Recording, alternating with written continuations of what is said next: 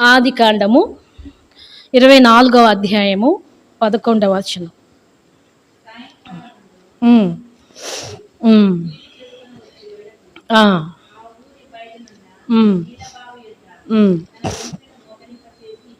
ఇట్లా నేను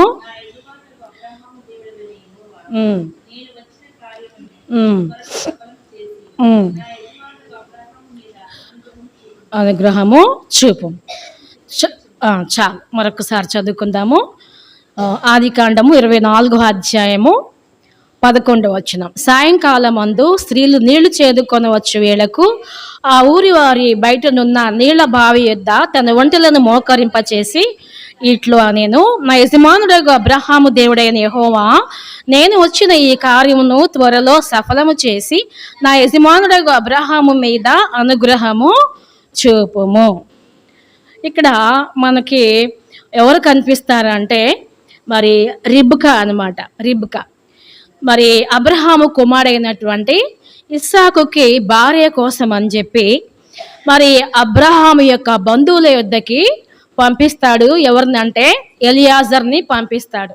అబ్రహాము యొక్క పెద్ద దాసుడు ఎలియాజర్ అనమాట. పంపించినప్పుడు ఈ ఎలియాజరు మరి 10 ఒంటెలను మరి తీసుకొని వెళ్తాడు. అయితే తను కూడా మంచి ఆత్మీయుడు, ప్రార్థనపరుడు ఎలియాజర్.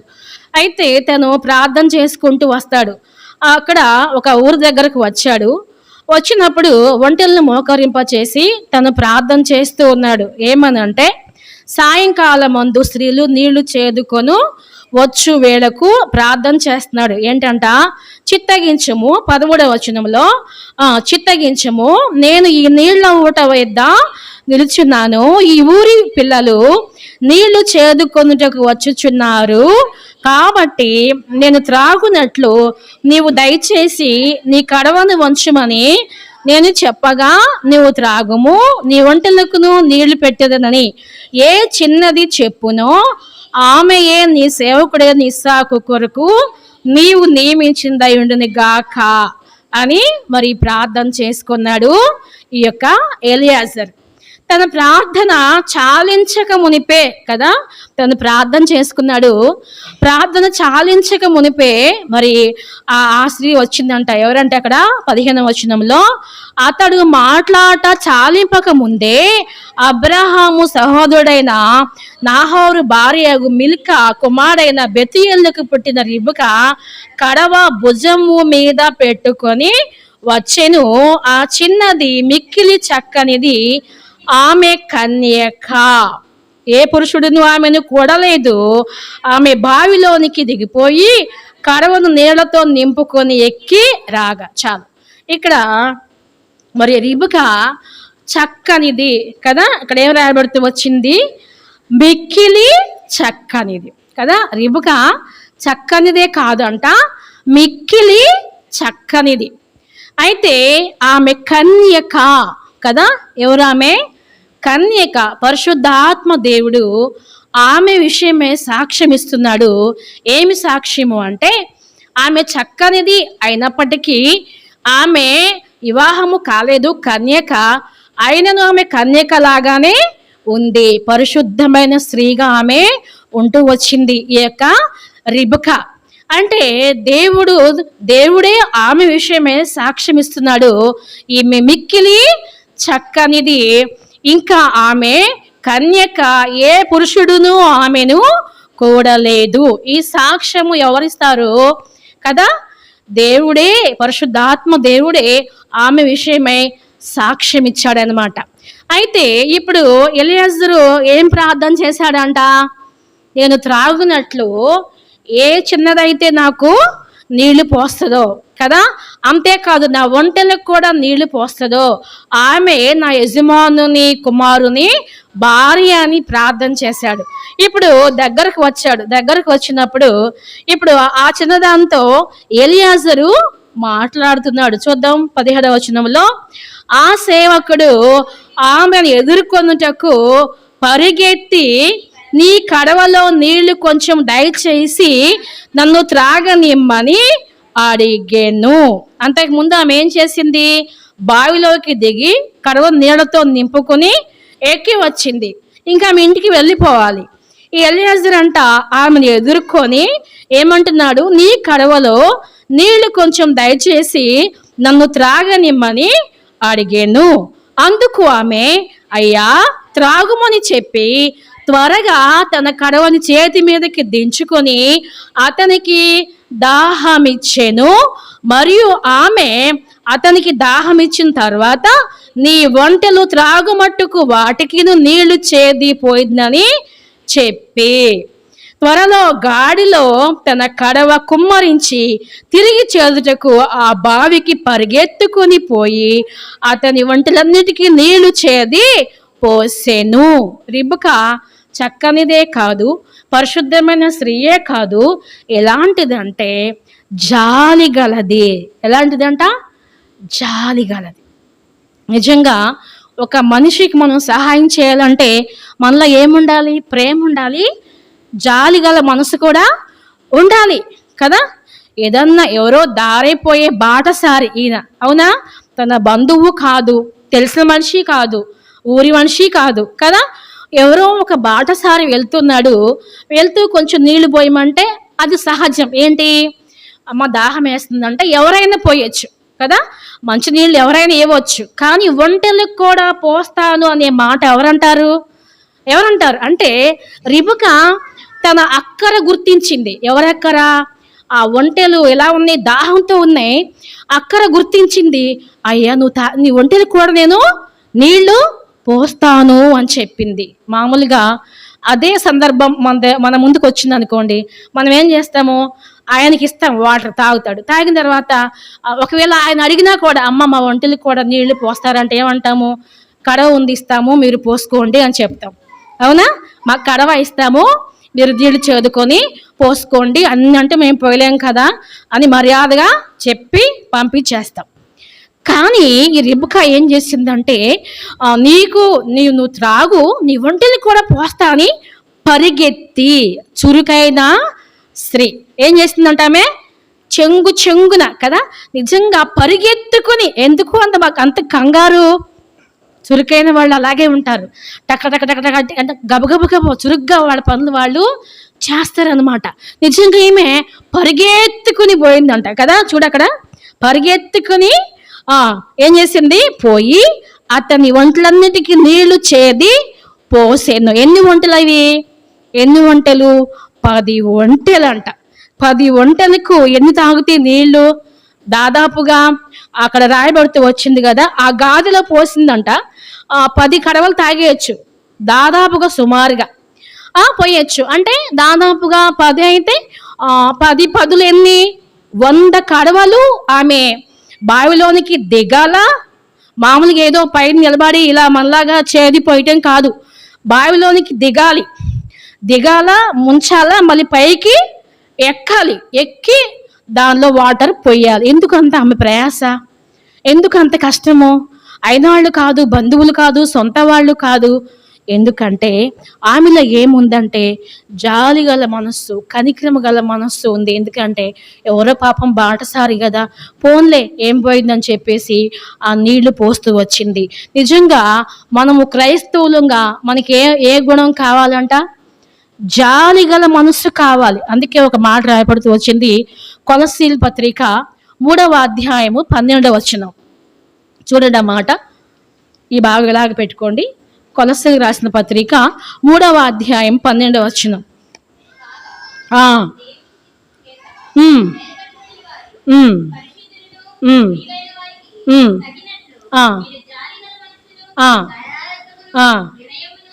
సాత్వికమును దీర్ఘశాంతమును ధరించుకొనుడి. ఏం చెప్తున్నాడు ఇక్కడ? ఏం చెప్తున్నాడు దేవుడు?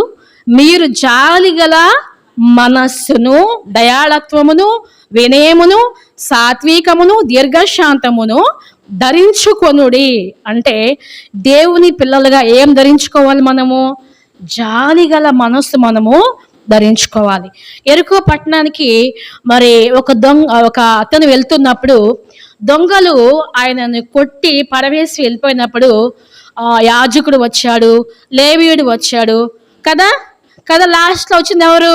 సమరయుడు వచ్చాడు. ఎందుకని? సమరయుడు తన పైన జాలి పడి అని రాయబెడుతూ వచ్చింది అక్కడ లూకాసు వార్త 11వ అధ్యాయంలో. సమరయుడు అతని పైన జాలి పడి అతని గాయాలు తను కడుగుతూ వచ్చాడు. అంటే ఎందుకు అంత జాలి గల మనస్సు అనేది అన్నిల్లో కూడా ఉంటది, అన్నిల్లో కూడా ఉంటది. అలాంటప్పుడు మనలో ఎందుకు ఉండకూడదు కదా? క్రైస్తవులో మరి ఎక్కువగా ఉండాలి. ఇశ్రాయేలీల్లో ఎక్కువ వారిలో ఏం కనపడుతుందంట, వాళ్ళకి ఏదైనా సహాయం చేసినా థ్యాంక్స్ అని చెప్తారంట.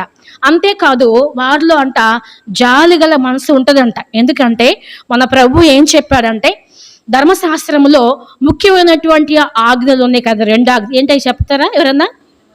నిన్ను వలే నీ పొరుగు వారిని ప్రేమించు. రెండవది ఏంటది? నీ పూర్ణ హృదయముతో నీ దేవుడైన యెహోవాను ఏం చేయాలి? ప్రేమించాలి, సేవించాలి. అంటే నిన్ను వలే నీ పొరుగు వారిని ప్రేమించడంలో ఆజ్ఞ, ముఖ్యమైనటువంటి ఆజ్ఞ. అది చేస్తే మనము అన్నీ చేసినట్టే. మనలో ఏముండాలి చెప్పండి? ఫస్ట్ ప్రేమ అనేది ఉండాలి. రిబ్కా జీవితంలో ప్రేమ ఉంది, జాలి గల మనస్సు ఆమెలో ఉంటూ వచ్చింది. అందుకని తన పొరుగువాడు ఎలియాజరు ఎవరు? తన పొరుగువాడు.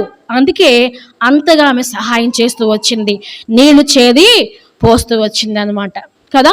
మన జీవితంలో అలాంటి మనస్సు మనం కలిగి ఉండాలి. మన పొరుగువారి కాదు కదా, కొంతమంది అంటే కొంతమంది అంటే క్రిస్టియన్సే ప్రభుని నమ్ముతారు, ఆత్మీయంగా ఉంటారు. నాకు తెలిసినటువంటి ఒక ఆమె ఉంది, ఆమెది కరీంనగర్ అనమాట. ఆ కరీంనగర్లో ఒక ఆమె తెలుసు నాకు, చాలా భక్తిపరురాలు ఆమె. ఎంతగా మంచిగా ఆత్మీయంగా ఉంటుంది, చాలా పరిశుద్ధంగా కూడా ఉంటుంది. కానీ ఆమె ఏం చేస్తుంది అంటే, తన అత్తకు కొంచెం కూడా అన్నం పెట్టదు, కొంచెం కూడా అన్నము పెట్టదు, కనీసం జాలి పడదు, కనికర పడదు, కనీసం వెళ్ళి చూడను కూడా చూడదు. ఎందుకమ్మా అంటే ఏం చెప్పో తెలుసా? వాళ్ళ క్రియలు నాకు నచ్చవు అంటది. నచ్చకపోతే నీకేమైంది? వాళ్ళ క్రియలకు దేవుడే లెక్క అప్పగించుకుంటారు కదా వాళ్ళు కదా. అంటే ఏం చెప్తున్నానంటే, ప్రభు మనకి చెప్పింది ఏంటంటే, నిన్ను ప్రేమించే వారిని నువ్వు ప్రేమిస్తే నువ్వు ఎక్కువ చేసింది ఏముంది? ఇంకా ఈ లోకంలో వాళ్ళు కూడా ఏం చేస్తారు? వాళ్ళని ప్రేమించే వారిని వాళ్ళు కూడా ప్రేమిస్తారు. అయితే మనం ఏం చేయాలి? మనల్ని ప్రేమించని వారి పైన కూడా దయ చూపించాలి. అది గొప్పతనం. క్రైస్తవుల్లో ఒక ప్రత్యేకత ఉంటుంది, అందరిలాగా ఉండదు. ఒక ప్రత్యేకత ఏంటంటే, మనం ప్రేమించే వారిని ప్రేమించడం కాదు, వాళ్ళు ప్రేమించకపోయినా కదా వాళ్ళపై మనం దయ చూపించాలి. అదే క్రైస్తవం అంటే కదా. సరే, ఈ స్త్రీ ఏం చేసిందంటే అంతగా దయ చూపించింది. రిబ్కా మనం చూస్తే ఆమె ఎలాంటిదంటే చక్కనిది, ఇంకా మనం చూస్తే చురుకైంది, ప్రేమ గలది, పరిశుద్ధమైనటువంటి స్త్రీగా మనకు ఆమె కనబడుతుంది. తర్వాత మనం చూద్దాము, మన భాగంలోకి మనం వెళ్దాము. అది ఆది కాండము 24వ అధ్యాయము. ఆది కాండము 24వ అధ్యాయము 23వ వచనం. 23వ వచనం. నీవు ఎవరి కుమార్తెవు?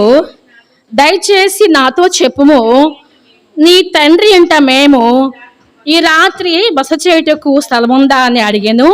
అందుకు ఆమె, నేను నాహోరుకు మిల్కా కనిన కుమారుడు బెతుయేలు కుమార్తెను అనేను.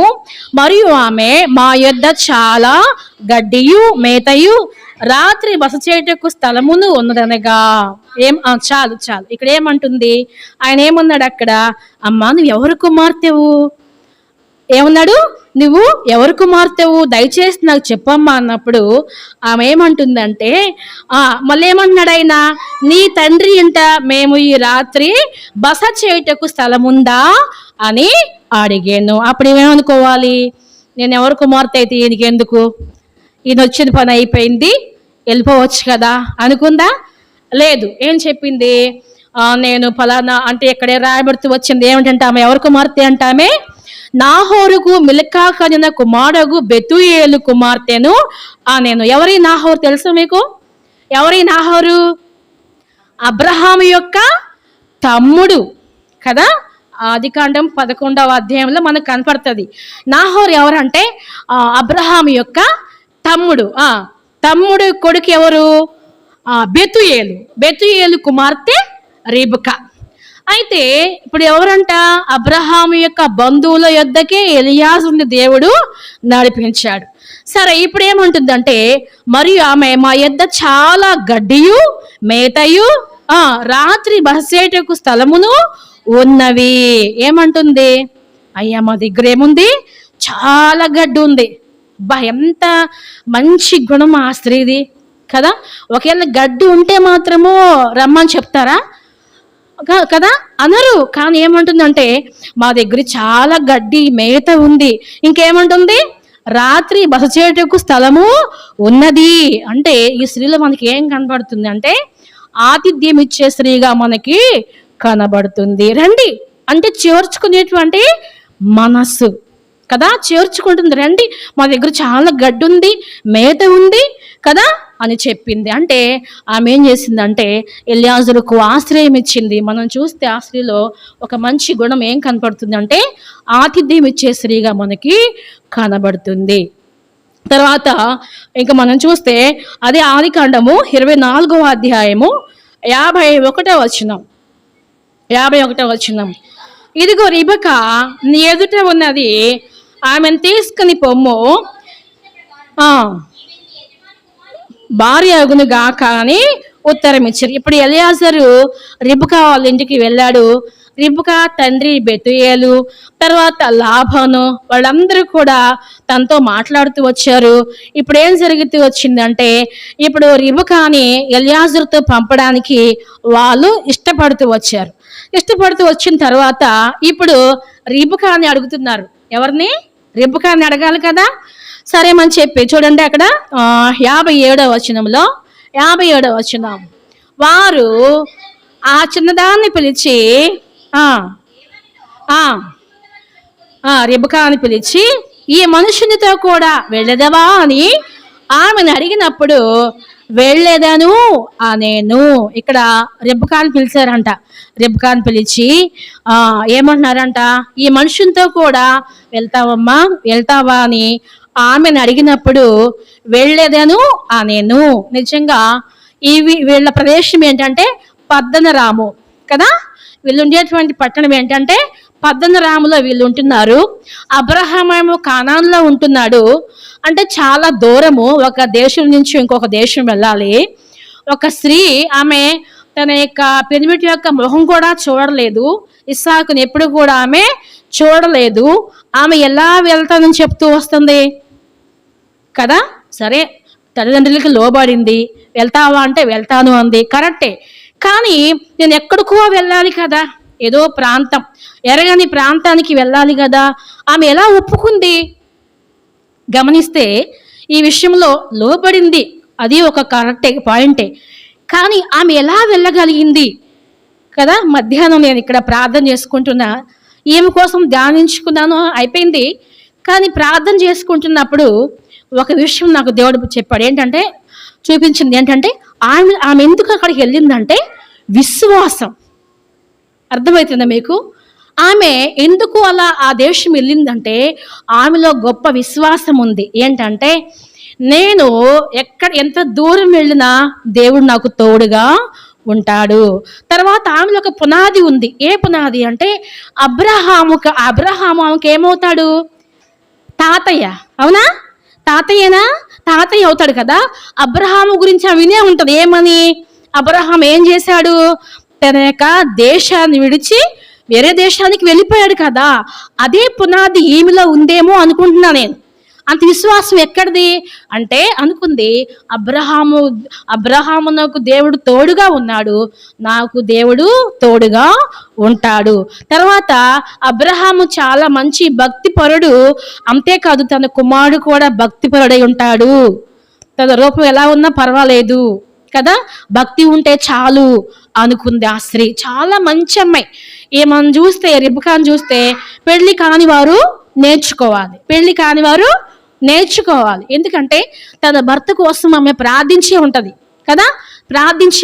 ఎందుకంటే నాకు మంచి నీతి గలవాడు కావాలి కదా, భక్తిపరుడు కావాలని చెప్పేసి ఆమె అంతకుముందు ప్రార్థన చేసుకునే ఉంటది కదా.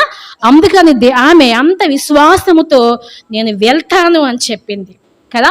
అప్పుడు ఆమె వెళ్ళింది, ఆమెతో పాటు ఒక దాది కూడా వెళ్ళటానికి సిద్ధమైనప్పుడు వాళ్ళు ఆ రిబ్కానంట చూడండి, 60 వచనం 60 వారి రిబకాతో, మా సహోదరి నీవేవేలకు తల్లివగుదువు గాక, నీ సంతతి వారు తమ పగవారి గవిని స్వాధీనపరుచుకొందురు గాక అని ఆమెను దీవింపగా.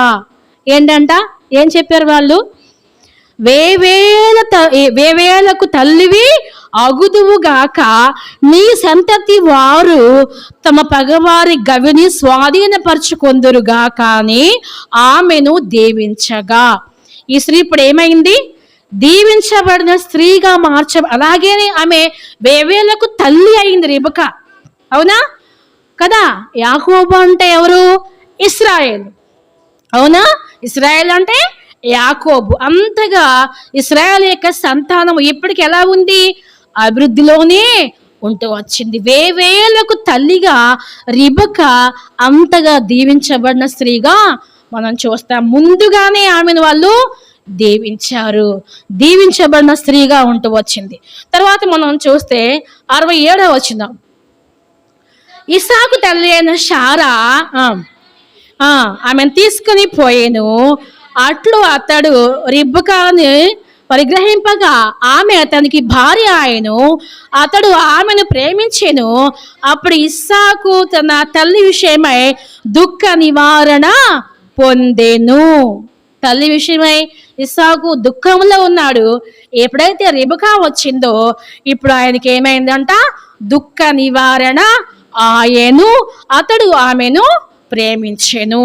తర్వాత ఇప్పుడు మన ఇస్సాకు రిబకా భార్యాభర్తలుగా ఉన్నారు.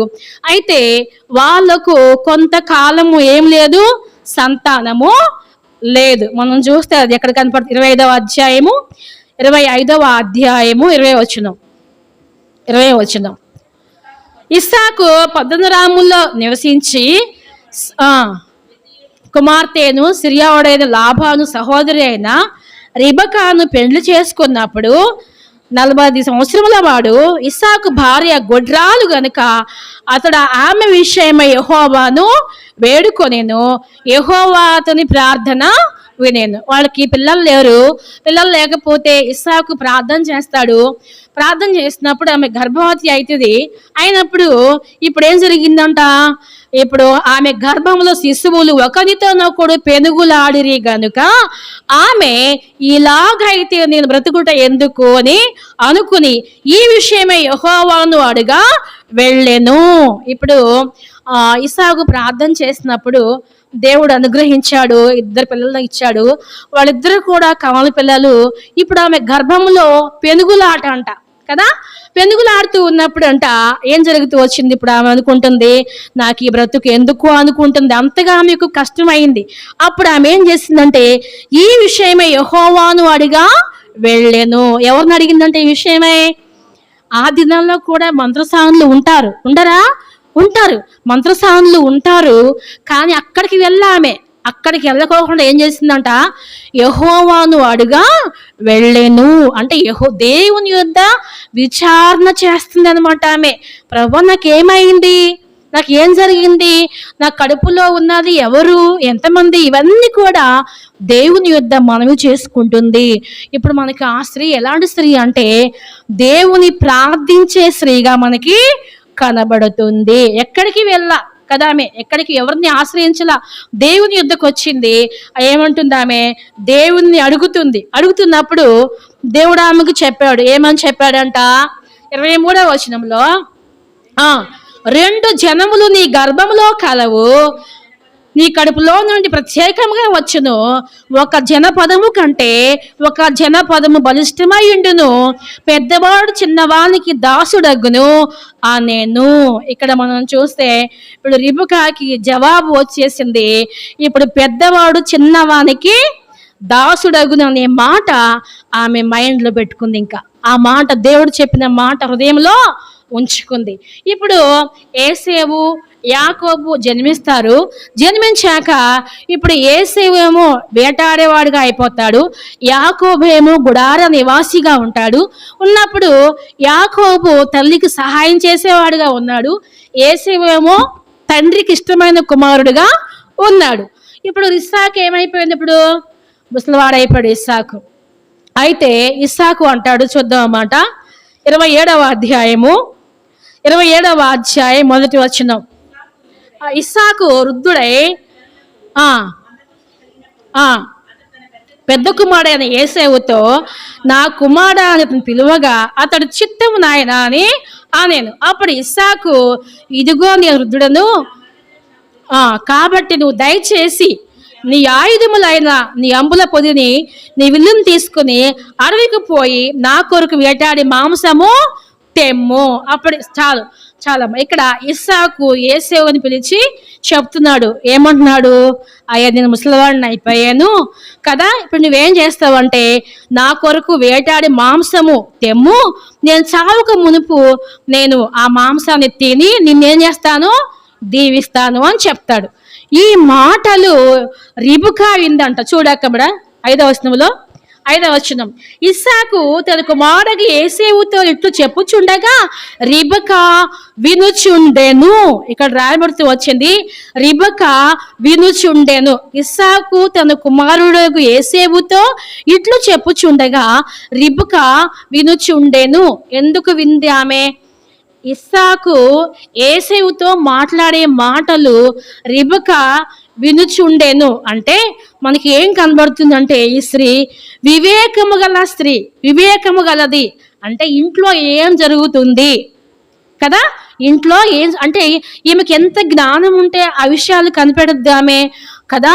అంటే ఏసేవు యొక్క జీవితంలో అంత భక్తిపరుడు కాదు. ఏసేవు ఒక వేటగాడిగా ఉంటూ వచ్చాడు, వ్యభిచారిగా ఉంటూ వచ్చాడు. అంతేకాదు, తను వివాహం చేసుకున్నటువంటి భార్యలు కూడా ఇస్సాకును రిబకాను విసికించేటువంటి వారుగా ఉంటారన్నమాట. అయితే ఇవన్నీ కూడా రిబకా గమనించి ఏం మాట్లాడుతున్నారు అని చెప్పేసి వినుచు ఉండేను. అందుకే సామెతలు 31వ అధ్యాయంలో ఏం రాయబడుతూ వచ్చిందంటే, గుణమైనటువంటి భార్య తన ఇంటి వారి యొక్క నడతలు ఏం చేస్తుందంటే ఆమె కనిపెట్టును. అంటే ఆ యొక్క స్త్రీ ఎలా ఉందంటే ఏం జరుగుతుందో కూడా వింటుంది, వినేటువంటి మనస్సు వింది. ఇప్పుడు ఇది ఏం చేస్తుందంట? యాకోబుని పిలిచిందంట. ఎవరిని? యాకోబుని పిలిచి, నా కుమారుడా నువ్వేం చేస్తావు అంటే 2 మేక పిల్లలను తీసుకురా. తీసుకొచ్చినప్పుడు నేను దాన్ని ఏం చేస్తాను? సిద్ధము చేస్తాను. నీ తండ్రి నిన్నే దీవించాలి. ఎందుకు కొంతమంది అంటారు రిబకా పక్షపాతి, అందుకే ఏసేవు దీవించబడకుండా యాకోబుని పంపించింది అని చెప్తారు. రిబకా పక్షపాతి కాదు.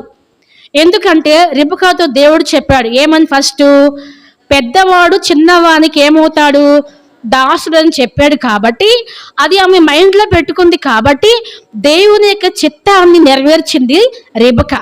చాలా మంది రిబకా అంటారు, అమ్మో రిబకా చిన్న కుమారునే ప్రేమించింది అని చెప్తారు. ప్రేమించింది, కానీ దేవుని యొక్క చిత్తము ఆమె చేసింది. చూడ అక్కడ రాయబడుతూ వచ్చింది కదా, ఏదో వచ్చిందంటే 9వ వచనం.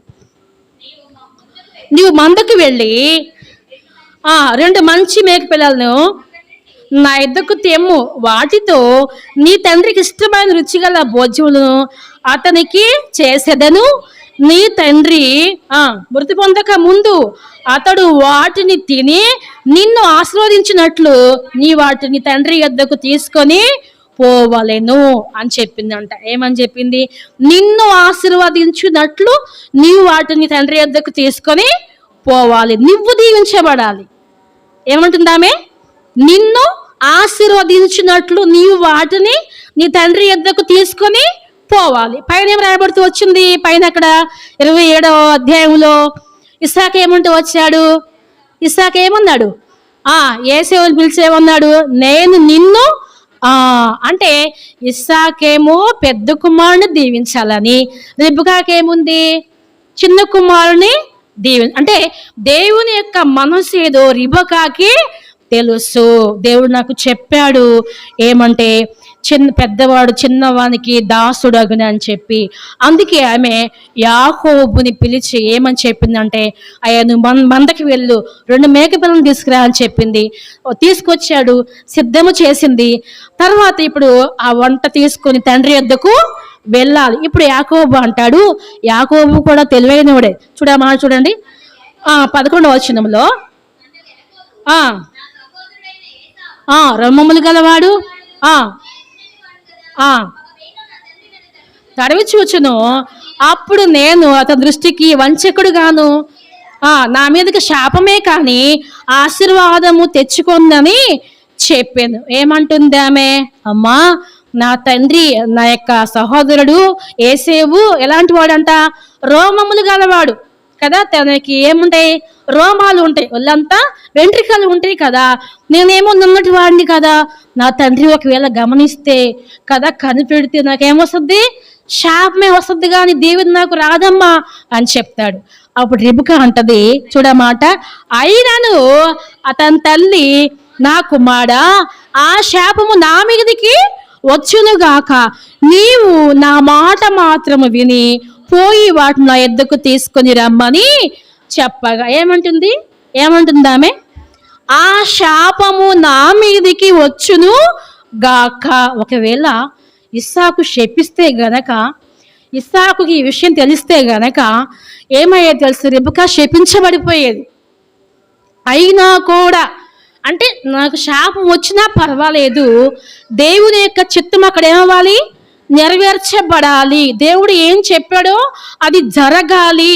నిజంగా ఆ స్త్రీ అప్పుడు తెగింపు గల స్త్రీగా ఉంటూ వచ్చింది, ధైర్యం గలగా ఉంటూ వచ్చింది. కాబట్టి ఈనాడు యాకోబు యొక్క సంతానము దీవెనకరంగా మార్చబడుతూ వచ్చింది. ఒకవేళ యాకోబు కాకుండా ఆమె భయపడిపోతే ఏసేవు దీవించబడేవాడే, కానీ అది ఏమయ్యేది? నెరవేర్చబడేది కాదు. ఏసేవులో ఏం లేదు? నీతి లేదు, మంచి లేదు. ఏసేవుకి ఆ దేవుని వచ్చేది కాదు, దీవించబడేవాడు కాదు. యాకోబు యొక్క జీవితంలో నీతి ఉంది కదా, దేవుని ఏర్పాటులో యాకోబు ఉన్నాడు. కాబట్టి దేవుని యొక్క ఏర్పాటును రెబెకా నెరవేర్చింది. నిజంగా రెబెకా ఎలాంటి స్త్రీ అంటే తెగింపు గల స్త్రీ. దేవుని యొక్క చిత్తమే నెరవేర్చబడాలి. ఆ శాపము నా మీదకి వచ్చును గాక. మన ప్రభువైన యేసుక్రీస్తు వారు కూడా మన యొక్క పాపం తన మీద వేసుకుని ఆయన ఏమైపోయాడు? శాపగ్రాహిగా అయిపోతే వచ్చాడు కదా. చూద్దాం అన్నమాట. గలతీ పత్రిక 3వ అధ్యాయము 11వ వచనము.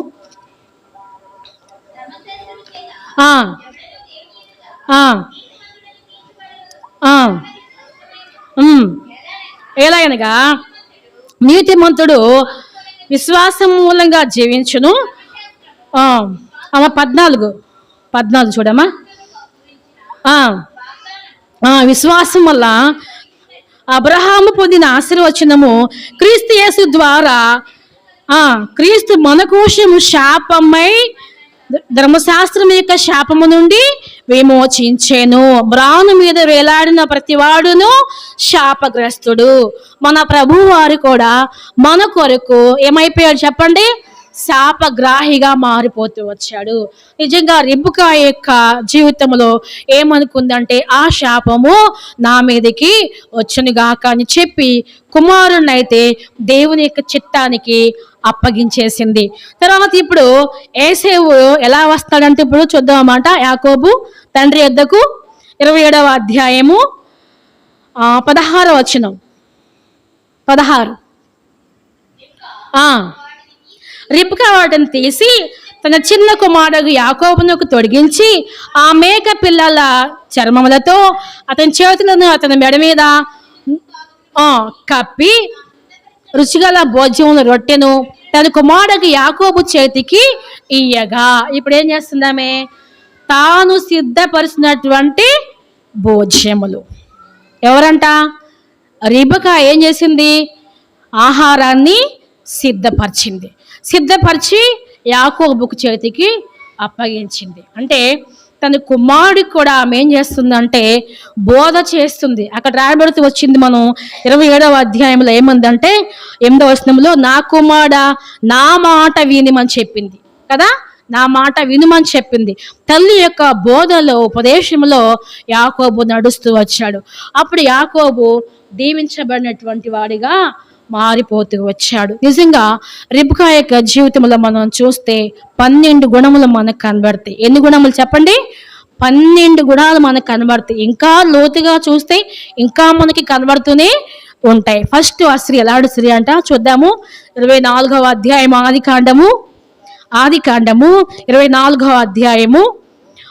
ఫస్ట్ ఆమె పరిశుద్ధమైన స్త్రీగా ఉంటూ వచ్చింది కదా. దేవుడు సాక్ష్యం ఇచ్చాడు ఏమని? ఆమె కన్యక, ఏ పురుషుడు ఆమెని కూడలేదు. అంటే ఆమె పరిశుద్ధమైనటువంటి స్త్రీగా ఉంటూ వచ్చింది. రెండవదిగా మనం చూస్తే ఆమెలో ఏముంది చెప్పండి?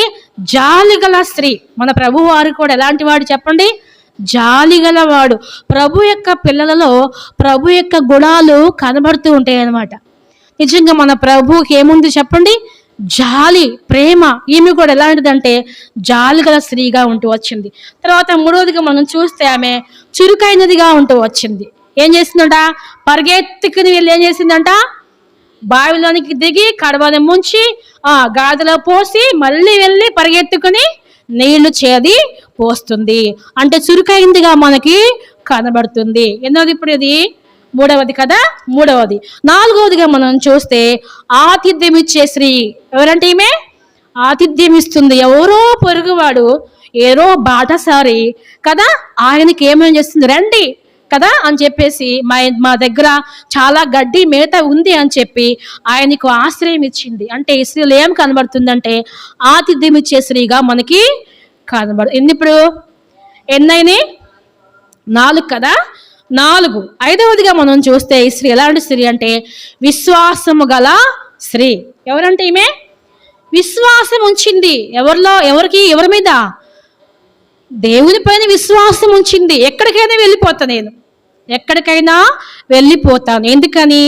దేవుడు నాకు తోడుగా ఉన్నాడు. గొప్ప విశ్వాసం.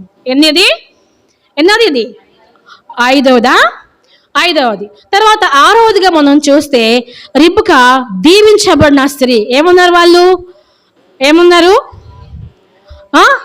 మా సహోదరి, నీవు వేవేలకు తల్లివి అగుదువుగాక అని ఆమెను ఏం చేశారు? వాళ్ళు దీవించారు. 6వదిగా. 7వదిగా మనం చూస్తే ఈ స్త్రీ ఎలా ఉంది అంటే ప్రార్థించే స్త్రీగా ఉంది. ఎవరీమే? ప్రార్థించింది కదా.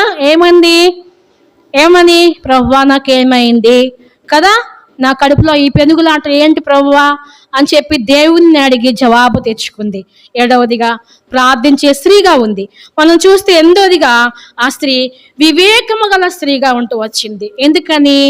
తన భర్త, కుమారుడు ఏం చెప్పుకుంటున్నారో వినింది కదా. వివేకము గల స్త్రీ 8వదిగా. 9వదిగా మనం చూస్తే దేవుని యొక్క చిత్తాన్ని ఆమె చేసింది. ఏం చేసింది?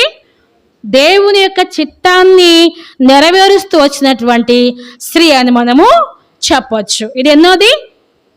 9వదిగా దేవుని యొక్క చిత్తము చేస్తూ వచ్చింది. 10వదిగా మనం చూస్తే ఏమంది? ఆ శాపము నా మీదికి వచ్చును గాక కదా. ఏంటంట?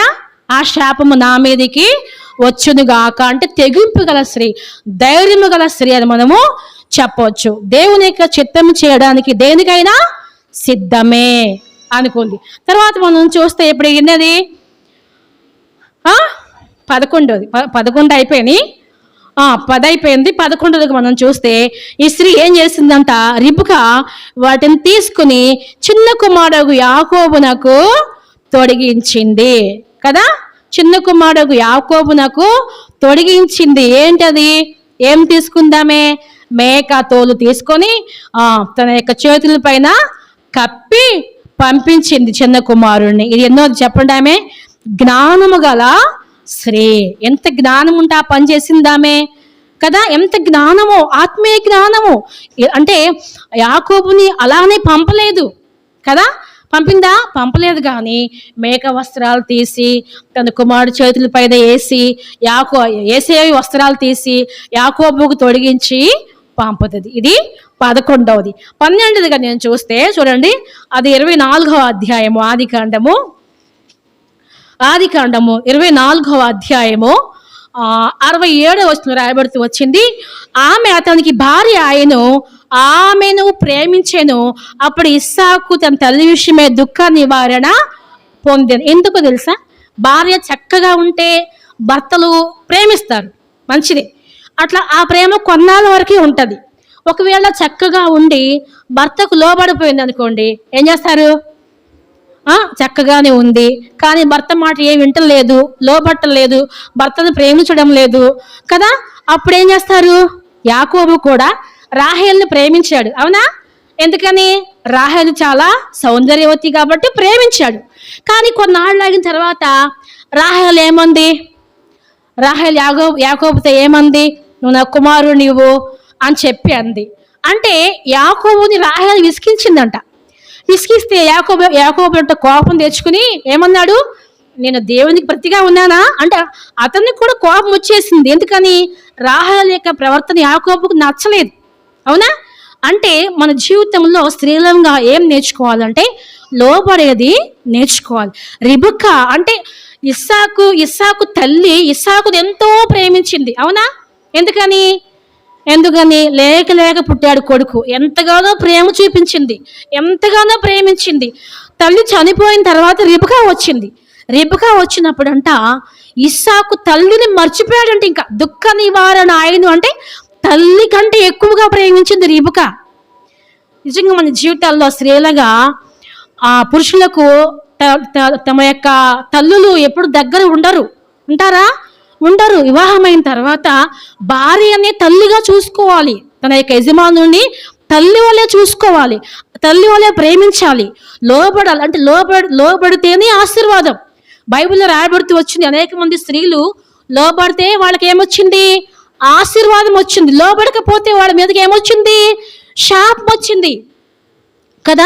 మీకాల యొక్క జీవితంలో దావీదుకి మీకాలు లోబడలేదు కాబట్టి ఆ మీదకి శాపం వస్తూ వచ్చింది. అంతేకాదు మనం చూస్తే అహష్వేరోషు రాజు అయినటువంటి భార్య, ఆమె పేరు ఏంటి? ఫస్ట్ భార్య పేరు వస్తి తన భర్తకు లోబడల. అందమైన స్త్రీయే, చాలా అందంగా ఉంది, కానీ ఆమెలో ఏం లేదు? లోబడే మనస్సు లేదు. కాబట్టి ఏమైపోయింది? రాణిగా ఉండకుండా త్రోసివేయబడుతూ వచ్చింది. నిజంగా స్త్రీలంగా మనం ఏం నేర్చుకోవాలంటే లోబడేది నేర్చుకోవాలి. అంతేకాదు తన పురుషుని, తన యజమానుని ఆ రిబకా తల్లి కన్నా ఎక్కువగా ప్రేమించింది, తల్లి కన్నా ఎక్కువగా ఆదరించింది. అందుకే రాయబడుతూ వచ్చింది ఇక్కడ, తల్లి విషయమే దుఃఖ నివారణ పొందెను. తల్లిని మర్చిపోయాడు ఇస్సాకు, అంతగా రిబకా ప్రేమ చూపిస్తూ వచ్చింది కదా. ఇది 12. అంటే రిబకా యొక్క జీవితంలో మనం చూస్తుంది ఏంటంట? 12 మంచి గుణములు చూస్తూ వచ్చాం. మన జీవితంలో కూడా రిబకా వంటి మనస్సు కదా. రిబకా లాంటి నిజంగా నీతిమంతుల్లో మనకి ఏం కనబడుతుంది అంటే, ఎంత తవ్వినా కదా ఏం కనపడుతుంది మనకి? ఏంటి? నీటి ఊట. ఎందుకు? ఏ ఊట అది? వాక్యపు ఊట. నిజంగా ఇంకా ఇంకా నీతిమంతుల జీవితాల్లో నీతి మాటలు వస్తానే ఉంటాయి అన్నమాట, వస్తానే ఉంటాయి. నిజంగా ఆ స్త్రీ యొక్క జీవితంలో ఎంత జాలి గలది కదా. మనం ఫస్ట్గా చూస్తే ఆమె జాలి గలది. ఎంత జాలి గలదంటే, ఎవరో దారిని పోయే బాటసారికి నీళ్లు పోస్తుంది, ఒంటలికి నీళ్లు పోస్తూ ఉంది కదా. కొంతమంది ఇంట్లో వారికి సహాయం చేయరే, ఇంట్లో వారికే మేలు చేయరే, ఇంట్లో వారికే ఇంత కూడా కొంచెం కూడా సహాయం చేయరు కదా, అవునా కదా. ఇంకా బయట వాళ్ళకి ఏం చేస్తారు, అవునా? కానీ మన జీవితంలో నేర్చుకోవాల్సింది ఏంటంటే జాలి గల మనసు మనము ధరించుకోవాలి, కావాలి. అంతేకాదు ఆ స్త్రీ విశ్వాసం గల స్త్రీగా ఉంటూ వచ్చింది. ఒక ప్రాంతం నుంచి వేరే ప్రాంతానికి వెళ్ళిపోవడానికి సిద్ధపడుతూ వచ్చింది. అంతేకాదు ఆ స్త్రీ ఎలాంటి స్త్రీ అంట? జ్ఞానము గల స్త్రీ, వివేకము గల స్త్రీ, దేవుని యొక్క చిత్తాన్ని ఆ స్త్రీ చేసింది. మనము కూడా దేవుని యొక్క చిత్తము చేయటిలో కష్టమైన కూడా ఏం చేయాలి? రిబకా ఏం చెప్పింది? ఆ శాపము నా మీదకి వచ్చును గాక, నీవైతే దీవించబడు, నీవైతే లోపలికి వెళ్ళిపో, దీవించబడు, దేవుని యొక్క చిత్తం చేయమని చెప్పి కుమారుణ్ణి పంపించేసింది. దేవుడి వాక్యాన్ని దీవించును గాక.